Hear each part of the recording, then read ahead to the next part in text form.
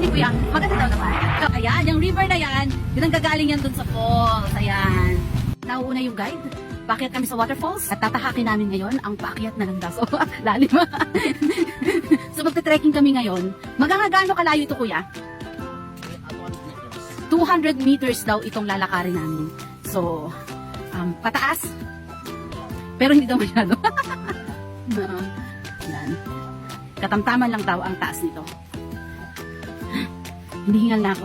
Ito ang mahirap kapag wala ka masyadong exercise. May nakalagay dito na Ala Valley Protected Landscape kasi this place is a protected landscape daw kasi may nakikita pa sa taas na Philippine Eagle. Kung makikita mo naman yung bundok, makikita mo, di ba, ang ganda-ganda pa ng bundok. Ayan, dito daw sa taas din. May mga makikita pa na Philippine Eagle. So, let's go. Inalis ko yung aking jacket. Kasi, super init. And, eto na tayo ngayon. Paakyat na tayo sa Dankini Natural Falls Resort. So, resort na pala to. Matawag na resort. Bakit po hindi matatawag na resort? Kasi Parang, maraming rin siya na tubig. aranin na tubig. Wala siyang mga facilities na inilagay. Okay. Oh, so kaya siya. Saan na pala? Ang expected ko, talagang parang medyo untouched. Pero, ito pala, resort pala siya. So yun, papunta na kami.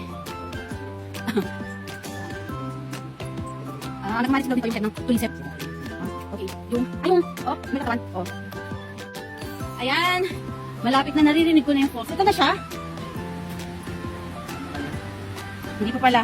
Agos ng tubig pa lang daw pala yun. So, ano na? Ito daw yung mga facilities, yung cottages. So, nandito kami ngayon sa falls. Dankini Falls. As ang sabi ni Kuya, dati daw, hindi daw ito ganito kababa. Nandun sa taas daw. Pero, ano nangyari, Kuya? So during ng fast flood, kasi itong wala nito nagkapan. So nagbaba na yung bato. Pero dati sa itaas pa yung mataas, medyo mataas pa naman yung falls ito. Mga 20 feet yung taas na yung dati. Pero ngayon, yan yung mga around 8. Pero mas may mataas mga falls yung doon sa may taas around ng kung maglalakarin mo mga 1 hour. So makita mo yung pinakamataas doon na falls, yung Hikong Bente na tawag.